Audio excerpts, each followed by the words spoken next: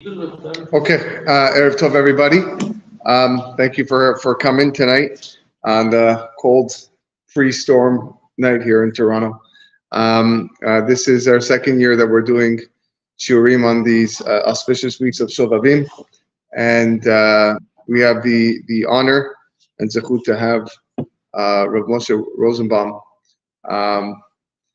Call him an expert in the field, but definitely a person that it is worthwhile listening to on the subjects this evening, on common misconceptions in Jewish family law. So it's our great honor to have him, and I'm going to give him the chair here so he can address the kahal and enjoy.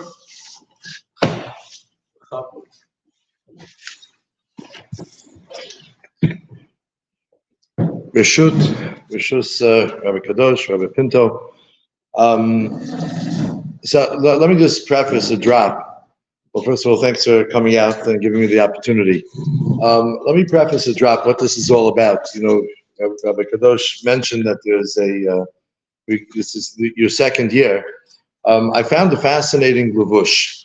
So there's, the Rabbi Yosef Kara, the Bet Yosef. He's the one who, he's the one who the halacha that is halacha that we follow. The levush was right after the Beis Yosef, and his halachas are the ones that are typically applied a lot more. He paraphrases a lot the Shulchan Aruch and the Beis Yosef, and he sometimes he throws in something which is very important. He doesn't go in the derech avoda that much, but sometimes he'll throw something in. So I found something a few years ago, which really, Shovavim is a very holy time. It's sometimes it's even beyond our reach. It's there's tikkunim that we do. Those who do the tikkunim, they do it on a Thursday, and in general, these weeks are very holy weeks. But I found something in the levush. If you remind me, I didn't bring along a copy, but I have a snapshot of the lashon of the levush on my phone. And he says the reason why these weeks of Shovavim are special weeks, he brings two reasons. The first reason he says is because there's a minhag to do bahab after Sukkot and to do bahab after Pesach. And because on a year Shovavim Tat, on a leap year, there's a farther stretch between Sukkot and Pesach, so it only makes sense that we should have some other days of tshuva in middle. Okay, so that's I don't know if any of us in this room fast. Exactly, that's what I said. I don't know if anyone even knows what bahab is. So basically, is brought down in Shulchan Aruch that there's a minhag, and it's actually a halacha to fast after Rosh Chodesh Cheshvan and after Rosh Chodesh Iyar, the first Thursday, Monday, Beis as in Monday, Hey as in Thursday, Beis as in Monday, to fast. Now, in many circles, that's not it's not really a commonly accepted thing. There are special slichot, and you look in the Nusach Svard Ashkenaz type of Sidurim, they have a slichot, a special slichos that they say for tikkun, for bahab. But what I mean to say is that to your point, not many people even know that bahab exists. So for us to build and compound on that, to say that we're not going to have a bahab, so we need to do it even better, that's a far stretch. So that's why I'm going to say the idea of bahab and the idea of a Shovavim, and I'll read it over here inside.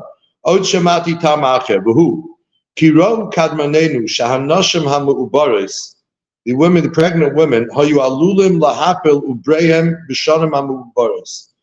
In leap years, the pregnant woman would miscarry. V'tiknu lehisanus elu aches tanesim, and these weeks of Shovavim Tat, the Shovavim Tat is the extended Teruma Tetzaveh on a leap year. There's an extra two weeks. They were metaken to fast these 8 days. Keneged Kol Beis Veheshel Chodesh Ibor Mishum hanoshim hamubarish shelo yapilu. So that women who are pregnant shouldn't miscarry. According to this reason, it's very understandable why we begin Parsha Shemais. Because if you look in the Torah, that's where the Torah starts off with Bnei Yisrael, Paru, Vayishutzu, Vayavu, Memod Mod.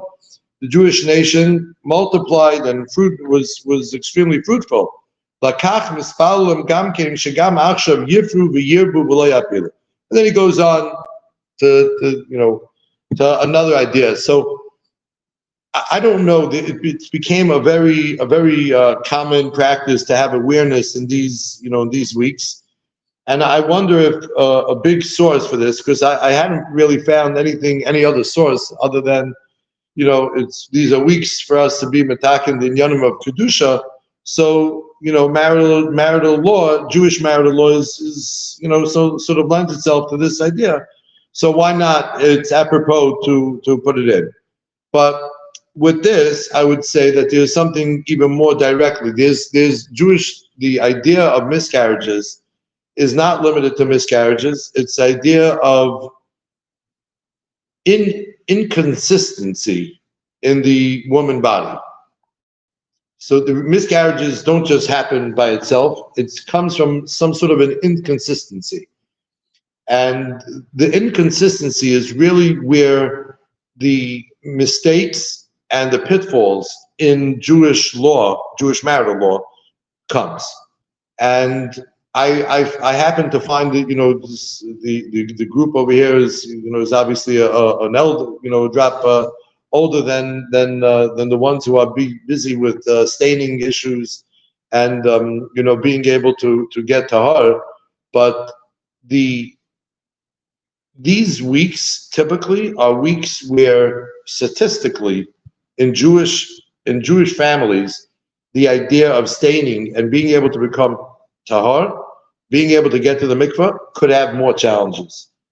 And I'm sure the rabbis could, if you look at your own statistics internally, and see, when there's a busier season with the younger couples, it's these weeks seem to be. And I until I found this lavush, I thought it was just maybe it's after the secular holidays, so people start signing up to gyms again. Start looking into there's advertisement for new diets, which these kind of things are typically causes, directly and indirectly, for there to be a big change in the woman's body. Whenever someone has an issue becoming clean, we call clean as tahar to her husband.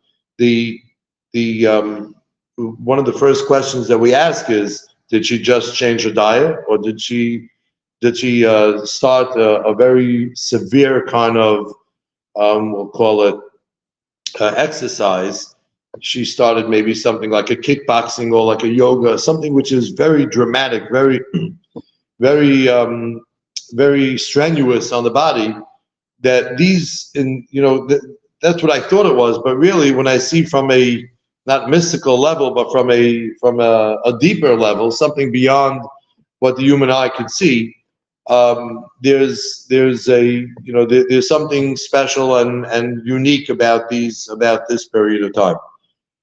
So I mean that's just in terms of an introduction. Now the common misconceptions in Jewish law, Jewish family law is very different in the younger years, when someone is newly married, and when up until their 40s and 45s maybe, and then all of a sudden starts a whole new period, no pun intended, but a whole new tkufa in people's lives that maybe it's not that relevant.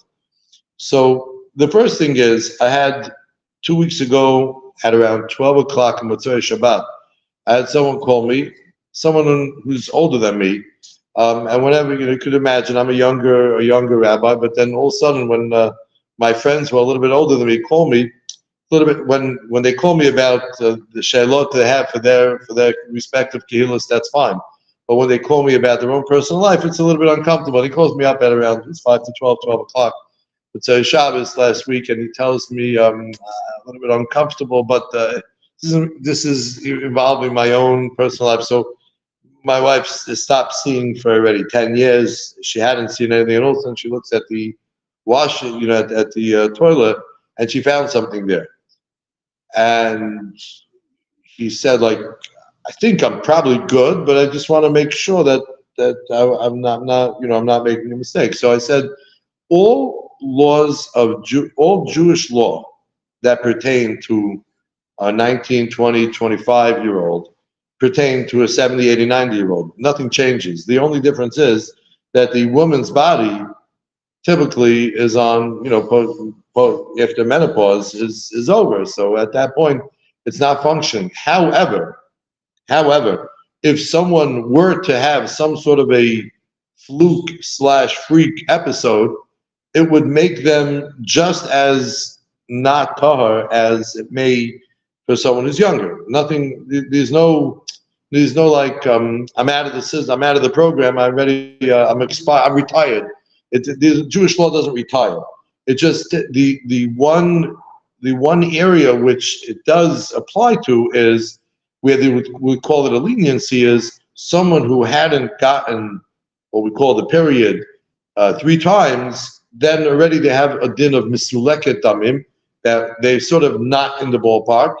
So they have no reason to assume that they will see.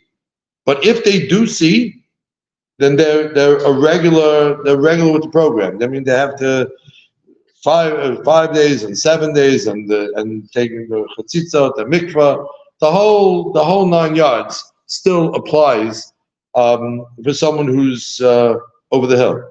So it doesn't. There's no like retired hilchos nida. That's something which is very relevant because I'll tell you a story that happened last month of Shabbos. But if it just happened last month of Shabbos, it happened to me. It's come to my knowledge many times, these kind of situations. And I'll give you another example where this could apply. Even if a woman's body is typically intact and it's working, it's functioning the way it should at a post-menopause situation, but there are medical examinations which every woman needs to do, and hopefully does them. I'm sorry, but that's not call me everywhere.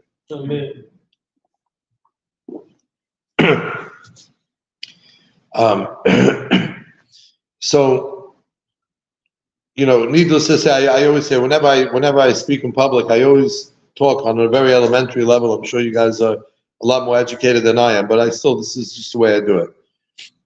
So we know that there are 3 areas in the woman's body, right? There's the uterus, which is up on top. There's the cervix, which is some sort of a canal, and then there's a vaginal area, which is the area which is most exposed to us or to one.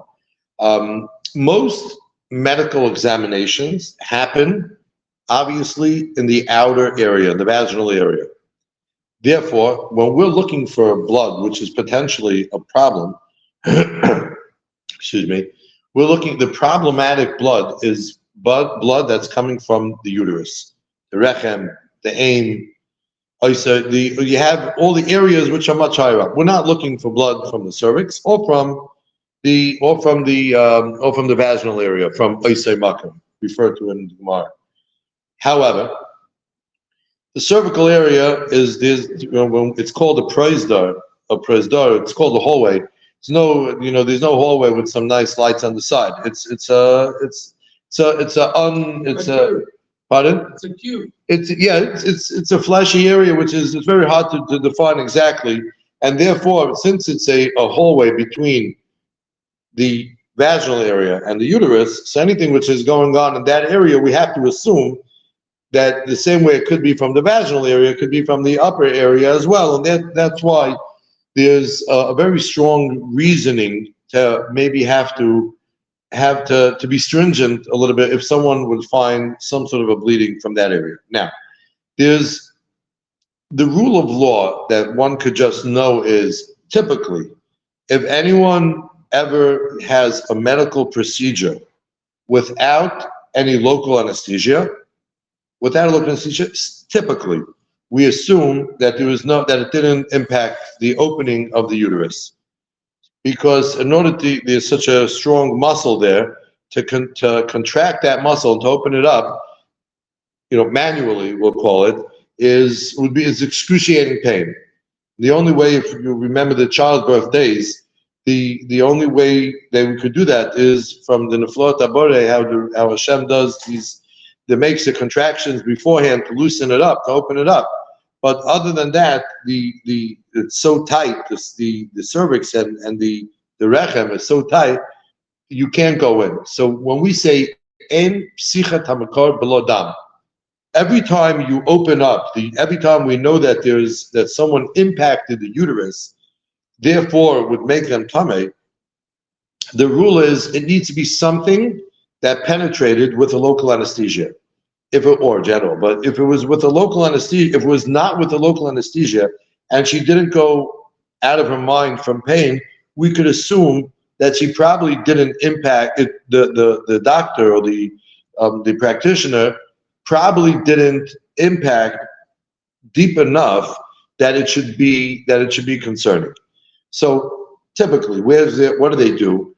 Every woman goes through once a year a pap smear test, and even if people didn't do it when they do it, I make it as my mission to make sure that I mention this by the shiur, by the classes in Shovavim, because some people feel like I'm already over the hill. I don't have to do this kind of stuff. This is from the 20s to the 30s.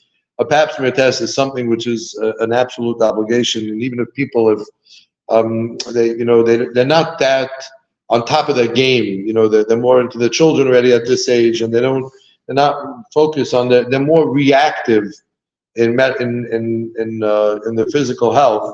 They deal with an infection, chas v'shalom, or deal with this or that.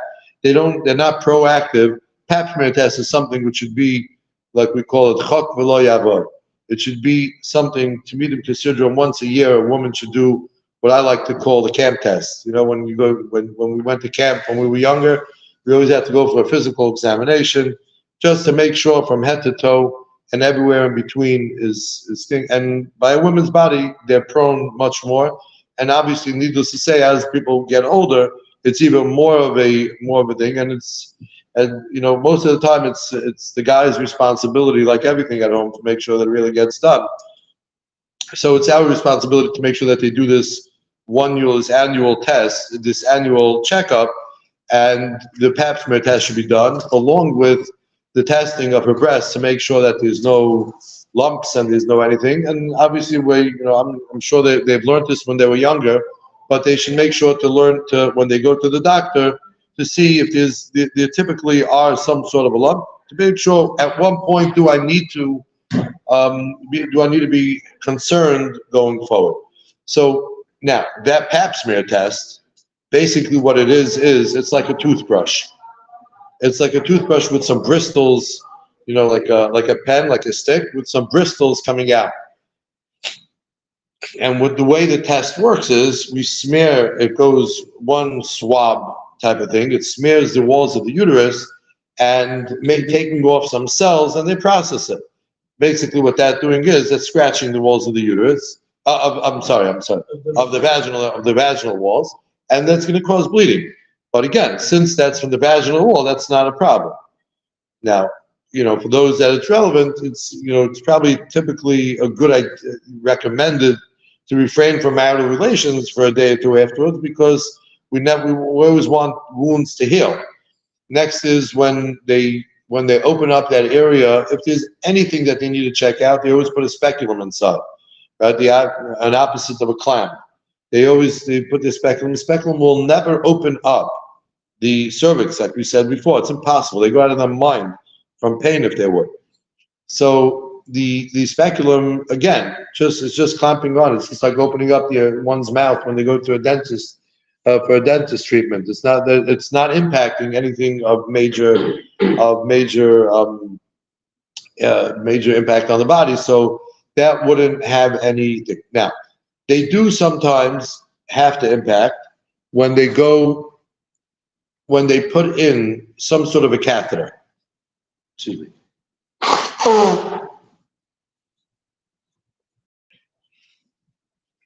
When they insert some sort of a catheter inside, so really one could argue that there's a psichis hamakar, it's going in, right? So I remember asking this question when I was a young lad. It always bothered me when it bothered me. I was thinking about it when a woman goes into childbirth and the doctor said it's open 1 centimeter, 2 centimeters. That means that it's open. So what does it mean? She should be tummy. Doesn't the natural kind of opening? That's not a problem. When an average woman, once she has 2 or 3 or 4 children, her rechem is always open a little bit. However, when we do something which is going to penetrate to open it, that's the problem. So we put in some sort of a catheter, which is the reason why someone would do some sort of a catheter, is a little bit more invasive kind of testing. The test for polyps, right? Sometimes if there's anything's going on, any irregularity in that, in a woman's body, one of the things they're going to check for is polyps in that area, which is a very common kind of an issue, and they have to cut those out. So when they cut those out, so really cutting those out touches on a very sore point, no pun intended. What's happening is they go in, they do an ultrasound outside, and then they stick something inside, another type of a camera, and on that camera it also has a small scissor, a snipper. So in case they're going to have to, instead of going in twice, and it's minuscule. It's less than the shear, less than the amount that what we would consider opening up the walls of the rechem. Typically,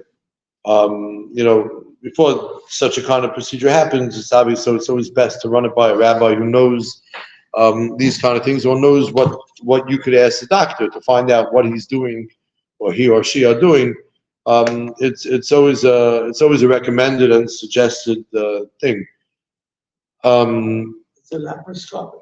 Right, they're always laparoscopic. So it's they're very, very small, very thin. Today, it goes down by millimeters every year. I remember I researched one of these instruments that was coming.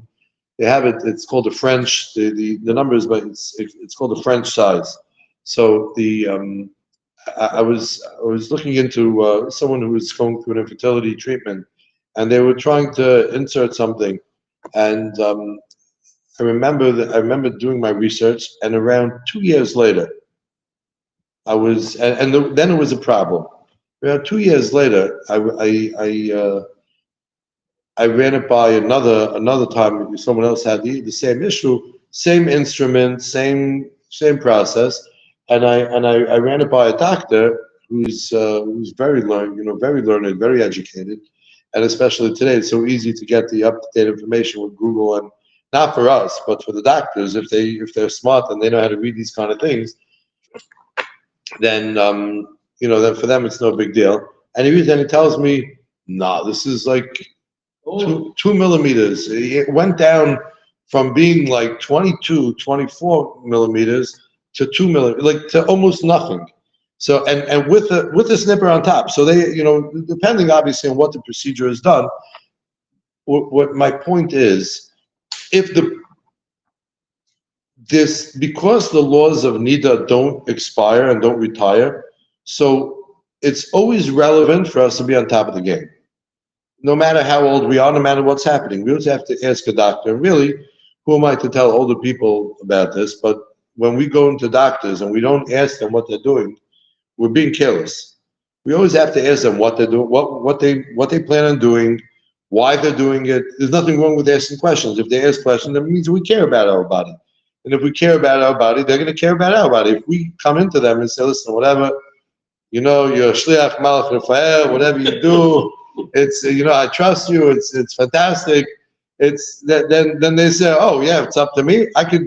I'm sure all of you read, heard, seen enough horror stories from doctors that were careless and reckless in their behavior. The doctor, I don't know if any of you guys are doctors, so I don't mean to talk negative about them, but we know Tov Shabirofim, we know what the Gemara says about them, right? But the idea is that we need to be on top of our game, and if we're on top of our game, number one, we get better medical treatment, and number two, we know what to speak to a rabbi about and tell them this is what they did, and because they did this, does it change my status?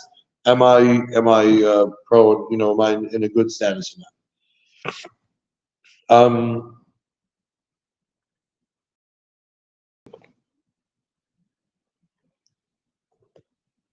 Just to my point that I said before about someone who does become tamei, whether it's classified as a period, which is obviously not something that relevant for older guys, but even if it's something which is classified as a stain, in order for a stain to be a problem, it needs to have 3.5 components. It needs to be found on something white. It needs to be found on something which is mekabel tuma. It needs to be found the minimum size of a penny, more or less. So when something is smaller, you won't consider it at all. We don't consider a stain. A period, yes. A stain, not. Yeah, less than a penny. We don't consider a stain. Again, I'm going to rephrase it. A stain. Now, if something was done when immediately following some sort of a medical treatment, it has much more of a severity, because then it borders the chance of it being a hargasha. So biblically, in order for something to be a problem, it needs to be a tipas dam kechadel, the size of a mustard seed, hargasha, with a body sensation. Today, the body sensations which are referred to in the poskim are trembling, are feeling somehow that the rechem opened up, or nakitzas meraglayim, some sort of when urinating, some sort of a very sharp prick, sting. It's not relevant today. For the most part, 99.9%, I would say 100%. But if nothing in the Torah ever expires, so who are we to say that it doesn't, not relevant? But 99% it doesn't. And those women who do get some sort of a body sensation, they're mistaking it for some sort of a cramp. I always say any guy who doesn't know if his wife is getting her period, is not a good husband. You see when she changes her moods and she starts acting up a little bit, maybe eating a little bit, starts nibbling on chocolate all day. Everyone married long enough knows when those things kick in. That's really relevant for people who are getting periods. I think that we're, for that discussion for tonight is not that relevant. You can correct me afterwards if I'm wrong, but for the most, that's not our conversation tonight. But what isn't relevant is when there's direct access to the vaginal area, to the opening of the vaginal area. For instance, the way the three examples that the Gemara refers to is immediately someone who found a stain immediately following urinating, or immediately following marital relations, or if someone found something on a cloth that they checked themselves. The idea that tzad hashaveh, the common denominator, is that he was tampering with the opening of the vaginal area. So then the Gemara calls it Dilma Ergisha Velab Adaita. Maybe she had a sensation, but she wasn't focused. She was preoccupied because she was tampering with that area anyways. So she didn't realize that there was a tremble or some sort of a prick or whatever that was going on over there. Now, again, this is not really that relevant for us. But where it could become relevant is, and this is a mistake that some people make, is there's two types of, many, but for the most part, there's two types of feminine protection. One of the types of feminine protection is a woman puts in a liner, a pad, the liner or something into their undergarments. And then there's another one called a tampon. A tampon really is a regular aid bedika. It's a regular bedika cloth.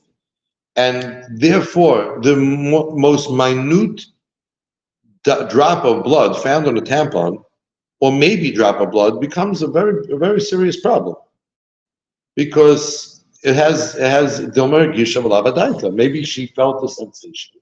It's inside, right? It's in the vaginal area. As she's moving, walking around, whatever it is, while she put it in, we don't know when that small drop of blood came from. So chances are she's an older girl, older woman, so it's probably something else. Okay, but now we have to start putting on our thinking cap and start. The Ramban says, "Kol teliya she'ata yocher litlois toilen bo." Anything which we could possibly attribute a kesem is we could attribute it to. The reason for that is because we have a suffix d'Rabbanan l'hakel, suffix d'Oraita l'chumra. Whenever we have a biblical suffix, we're unsure about something which is mefurish in the Torah, then we say suffix l'chumra. You always have to be more. You have to be stringent. I remember when I was taking shimush and learning. When I finally I went into a big Talmud Chacham in Eretz Yisrael. His name was Reb Shmuel Halevi Bozner. Bozner, he was from the senior poskim in Eretz Yisrael. I think he was 94, 95. He was an very old person. He was a big Talmud Chacham. Bnei Brak, you guys, I'm sure heard of. He was appointed by the Chazon Ish to be the Rav of Bnei Brak of that area. He was huge, and I had this chut of taking shimush by him, and I asked him before I left. I said, what do I need to know? So he said, one of the things you need to know is that you gotta dodge out the Daraita, the Minat Torah, biblical Issa. Once a transgression of a biblical transgression, that's a suffix, you're unsure, you have to take the hard one. In the D'Rabbanan, then you could always suffix this, suffix that. You could always, throw different things on the on top of it. Maybe you could apply it. So suffix d'Rabbanan l'kula, suffix d'Rabbanan l'chumra. Reminds me when I was learning actually at a kollel in Eretz Yisrael. I don't understand it. Suffix Rabbanan l'kula. Every time you have a suffix, so let's see, you forgot if you made a bracha shahaka. Yeah. You have a cup of orange juice, you're not sure, suffix. A bracha is l'kula, suffix l'kala. A l'kula. You have someone you forgot, if you don't know if you said birchat hamazon. Yeah. So the first perek, the first bracha on birchat hamazon is daraisa. You're right. Or you're not sure if you said kriya shema. You're one of these absent-minded professors. You don't remember if you davened, if you didn't daven. You forgot if you said kriya shema. You got to say it again. Safek d'oraita l'chumra. Safek d'Rabbanan l'kula. But in the safek of d'Rabbanan l'kula, you can't just throw whatever you want under the thing. So I'll use the term that the Gemara says, and then I'll explain it. Dilma azla b'shuk shel tavachim lo amrinam. Azla b'shuk shel tavachim. Dilma nitma. Dilma. Maybe it went on him. Amrinam. I'll explain to you what it means. In the olden times, they had a slaughter market, right? Everyone would bring their chickens and their cows and their who knows what, and they would slaughter them, and they would come to the shochet, and he would do what he needed to do. Today we don't, for the average guy is not walking around in the shochet area, right? But that's the way. That was a very common practice, and therefore the exposure to other blood, foreign blood, was a very common kind of a thing, because it wasn't as clean as where we are. If you go to Sobeys and you buy a package and it's not, you see a drop of blood in that diaper that they have on it, you're going to pass it up and take the next one, right? We want to have something which is perfect stuff, but it's not the way it was. So Dilma Azla B'Shuk Tabachim. I don't know if maybe I went in the marketplace, I found blood, but I don't know if I went in the marketplace. That you can't say. You can't just throw on now any suffix that you want to have. But I went in the marketplace. I just don't know if there was a chicken scritching at me. Then that you could say that you do say suffix Rabbanan l'kula. So when I was learning in Israel, I had your accent, Rabbi, is confusing. Suffix. What did you say now? Safek Rabbanan l'kula. Lahakel. Lakel. Safek D'Rabbanan Lakel. No. Lakel. I'm sorry. So no, it's all good. So, so I went in Israel. I don't know if you ever seen before Yom Kippur, they have the meaning of kaparot. Yeah. They take some people do it with money, and some people take it with a chicken. Now we over here in Toronto, they also have that minhag. There's up north they have it by Chabad Gate, and they have it down south by the yeshiva. So I went over there in Yerushalayim. I went to one of these places that they had that they did the kaparot, and the kaparot that they do over there, they slaughter it on the spot. So it was exciting. I took my kids. It's something that we went for a couple of years ago. We went we were living there. It was nice. So I took my family and we were walking over there. You see everyone's chickens running around and they're chasing the chicken. You want to make sure you bring your chicken. You get your kapara. You don't want your friends averot. You want to have your bad enough your own. You need to pick up your friends now. And they go to the rabbi over there who shechts the chicken, and it was a beautiful experience. We had the opportunity to make the bracha of kisui hadam. After you kisui, you cover the blood. You put the thing on. You put sand on top of it. The dust. It was a nice experience. That afternoon, that was by lunch. That afternoon, I come back to Kollel, and we were learning the laws of staining in the Kollel with the guys, and one of the guys comes over to me and tells me, Rabbi, you have some blood here. So I was like, right away thinking, I thought maybe I had some sort of a pimple or something that bursted, and I'm thinking, I went outside, went to the washroom, and I felt it, and I'm like, I'm cool. So the weirdest thing. And then it dawned on me, as I was being curious, probably, I went through a marketplace that they spritz blood. Yeah.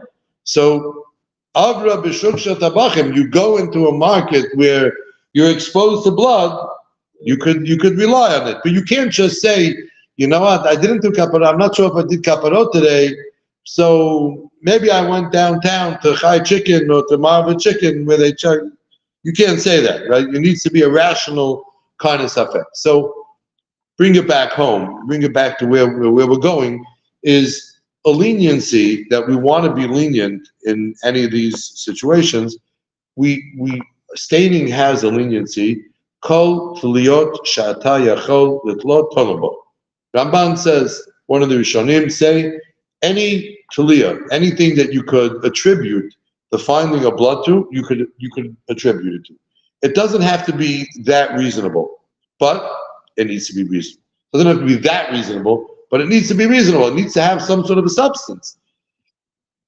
Now, that being said, we have. That's why if someone does find some blood immediately following a medical examination or a medical procedure, so that's one of the strong factors that we're going to take into consideration.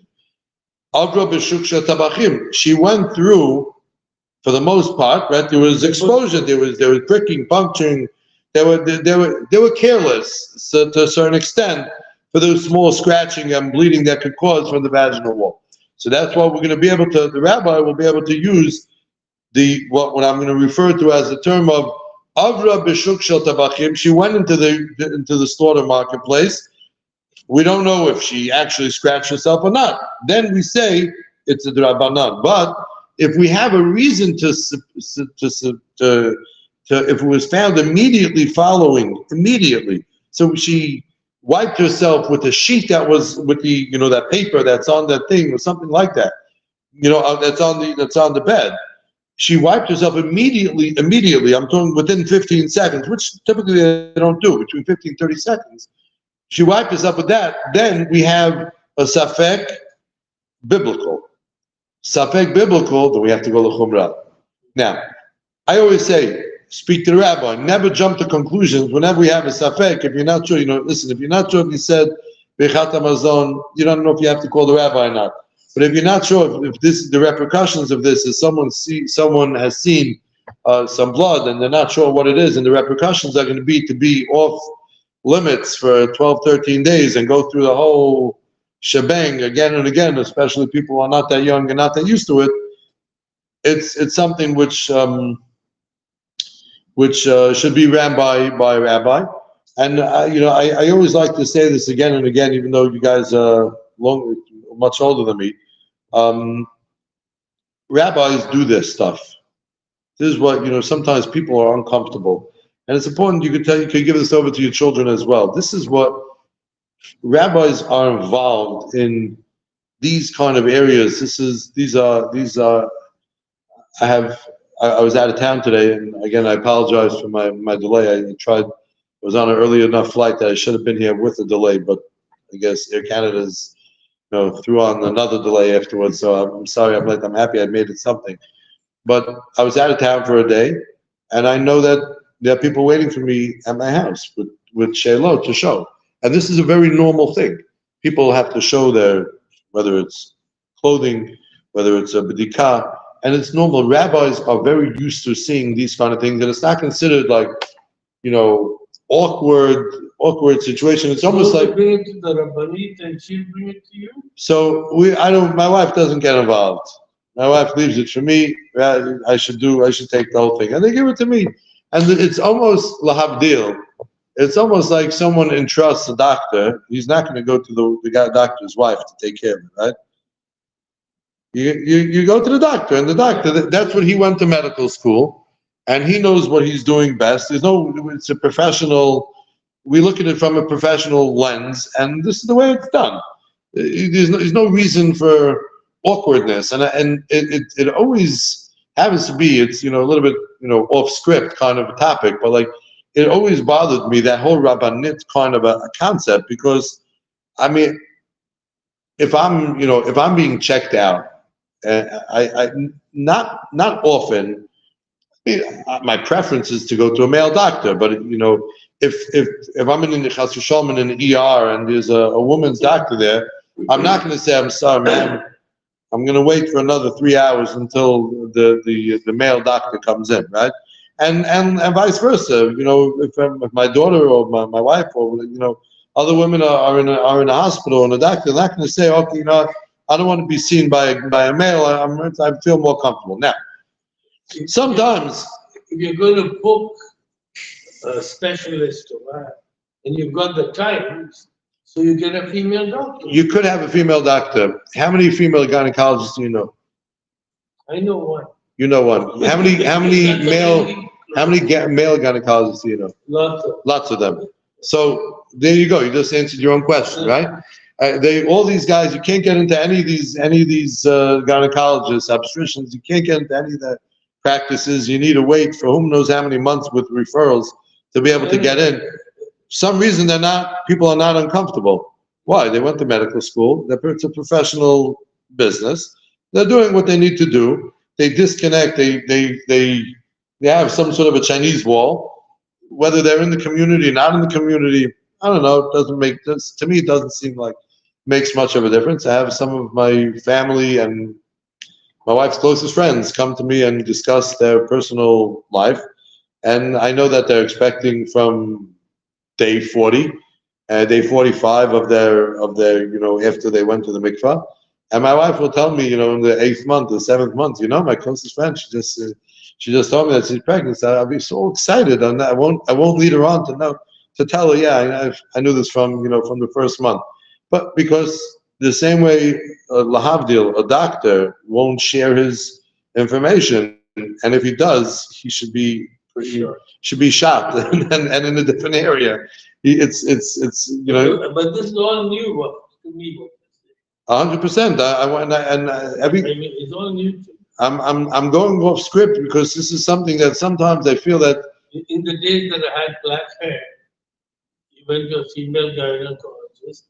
And the cloth, you took it to the Rabbanit. But I'm asking you a question. Do I make sense? What? Do I make sense? What I'm saying, does it make sense? No, because I'm not used to it. Oh no, I'm not saying what you're used to. I'm saying, does it make sense? בסדר, לא צריך שאתם תקבלו את זה. אני אומר, דבר הגיוני. לא דבר שאתה מורגל בזה. My wife, He said, forget no. But let's have it out because we don't have such a big audience. No, yes. Do I make sense? The thing up to you. He's saying he's the expert. If you're your private doctor, you're going to go to your private doctor. You trust in your doctor. He's the expert. I don't know. You're not going to go to the doctor. We went out of our way to find a female gynecologist. I'm sorry. I had a gynecologist. He's a good friend of mine with the Iraqis. But I'm asking.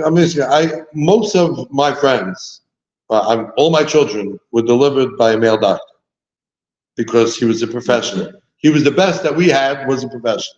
Anyone in this room looks for a female gynecologist.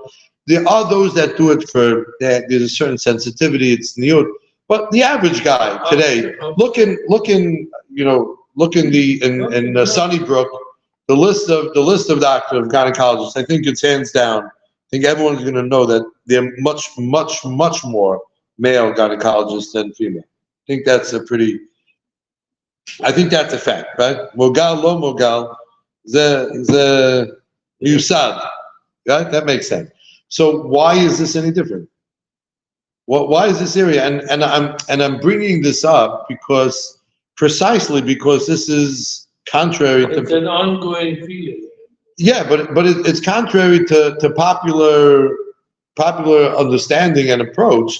But if you think into it, I think I'm saying something. I'm not saying you're accustomed to this, but I'm saying something which I think makes a lot of sense. And I'll tell you even more so. I could show you my list. I won't, but I can show you my phone. I have dozens of women that call me anonymously because they're uncomfortable.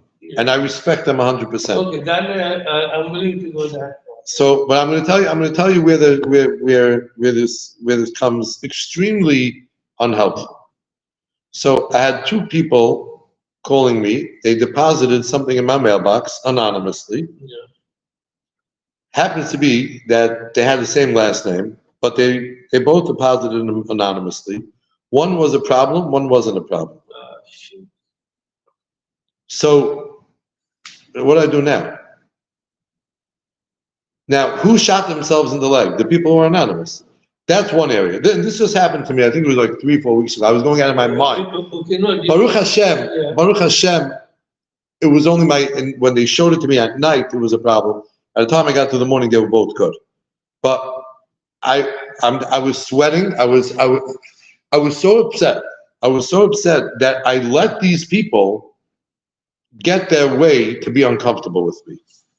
And I respect their privacy. Tzniut we'll put aside. When they go to beaches, they have no problem with it, tzniut. And when they go do this, I don't mean, when they do everything else, then they're fine. And when it comes to the rabbi, then we need to have the kavod. This is what David HaMelech said, Yadav meluchlachot l'tayr isha l'bayla. My hands are dirty to be able to be metaher a woman to her husband. He's busy opening and checking, and that's what Rabbi's doing. This is what Rabbi's doing since David HaMelech's days, maybe even earlier. But in closing, I have another, back to my point, on my phone, I have a list of dozens of women who are anonymous. So I have Ilana anonymous, Alana 2 anonymous, Dorit anonymous. I have all kind of people that by mistake they'll say, "Hi Rabbi, this is Dalit, this is but they still won't tell me who or what they are, and I totally respect them. And they could, if they'd like, they could continue doing that. I saved their number in my phone as Dorit Anonymous, Dalit Anonymous, so that they could be calling me sometimes 3 or 4 times a week. Now, I don't keep track of everyone's personal life. Dorit 1, Dorit 2, Dorit Yeah, 3. exactly. So, but I keep it under anonymous for me to be able to, have other Dorits that are not anonymous. So my anonymous, it just shows up in my phone. It's just much easier for me to keep track like that. So because of that, I'm able to at least, many of these people WhatsApp me or text me. So I'm able to look at the thread of the same anonymous, Ilana anonymous, so I could say, oh, this is what she asked me as it, because I don't remember it. Now, that's Baruch Hashem. I'm able to figure out some sort of a way to be able to. But if a person keeps himself anonymous and is going through the Rabbanit, there's 5, 10 other factors that come in. What was she feeling when she did it? What she do that day? Or did she take some sort of a medication? There's so many other. I asked her, I remember a couple of ladies, I said, what, she had any salad today? Salad, yeah, I had some salad. So she had beets? Yeah, she had beets. She had beets in the salad. It reflects on the outcome of what comes. These are smallest factors when you're going through a broken chain of a rabbanit or this and that. And even sometimes, I think I've had the opportunity to speak to Rabbi Pinto also in the past, and oftentimes if a rabbi calls me about someone in his community, I say, listen, if it's a real basic thing, I don't mind answering to the rabbi, but typically I would say, have the guy call me. Because broken telephone you lose very important information. So that's off script, not something I want to talk about, but if this information is a perception that for some reason people look at it like the rabbi, he's a sacred individual, we have to keep sneot with him, with everything else we could do whatever we'd like, right? But really it's counterproductive in their life. There's no reason to be, like this is what they do. They check these kind of clauses. So it's morbid sneot if it comes from the source. From the source. They know what it is, we deal with it. You don't have to. The wives don't got to be, the rabbinits don't have to be involved.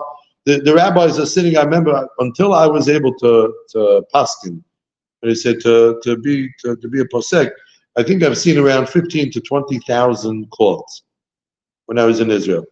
It's a lot. You have to go through again and again and again. These rabbinits, not everyone has that. I'm not saying I'm tell me why I'm wrong. When did this change? But am I wrong? No, Tell me. you're not wrong. I No, could you're buy. not wrong. I could buy that there's a. זה חדש. אבל אני צודק אבל. לפעמים הדור החדש, לפעמים הם פותחים את העיניים. אין חכם כבעל הניסיון. If you saw 15,000. I'm telling you a fact. And I think from a professional, look at, make believe I was here with the white coat, right? And I went to Harvard Medical School for 15 years, right? You would feel uncomfortable with me? No. Why? Because I'm a chabdar. What? The clothes you wear are the ones that honor you. Oh, okay, but yeah, but I think it's deep. I think it's deeper than that because we respect that this person has some sort of. The doctor. You can, yeah. So the perception that people have is that a rabbi is like a holy guy. He is a rabbi. Some rabbis are very holy and very special. But this is what they do. This is what they spend years of their lives doing this. One of my rabbis that I learned with, for 45 years, he's doing this already. Till today, he's deep in his 70s. For 45 years, he's doing this. Day in, day out. He sits for around 3 or 4 hours a day for the last, his whole thing, he's sitting and passing justice. Rabbi Zakana. But Moshe Shalom Klein is doing the same thing. Moshe Shalom Klein is a Tom for Rav Osner. Rav Osner was doing the same thing for 60 years. This is what they do. All these senior rabbis, Reb Shlomo Miller from down south, Chacham Ovadia, this is what they were doing. They were sitting and learning, and then they had a window of time that they would sit with people. And people would come to the window. In Israel, they have windows that they come to. This is common practice. Over here, for some reason, we have that thing. It was great meeting you guys. Thank you so much. I apologize again that I was late. I'm sorry about the interruption. No, this is the best way. This is but I just the beauty is we're going to have an argument. the beauty is when the older ones could agree to a younger one. That's something beautiful. Yeah. So Bezrat Hashem will have Rabbi Rosenbaum back again in a couple of weeks, and next week Bezrat Hashem we have Rabbi Pinto also speaking to the men on a different topic. And again, yes, in 2 weeks, Rosenbaum will be here for the women. Next week, Bezrat Hashem, we'll have Rabbi Pinto. Thank you very much, Rabbi. I really appreciate it. My greatest pleasure. Nice to meet you. Moshe Rosenbaum. Thank you for those. Thank you very much.